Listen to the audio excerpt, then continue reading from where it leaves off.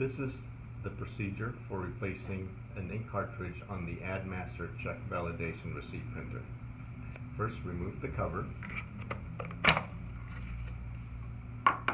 Squeeze the ears of the green latch and rock it back.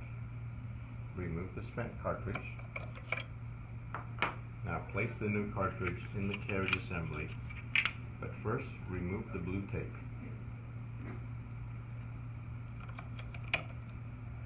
Push the front of the cartridge to seat into place.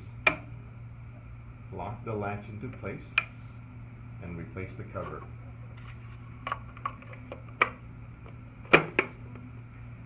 Press and hold the number 1 button.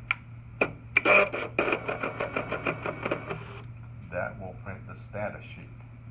Now press the number 1 button again to reset the ink cartridge counter.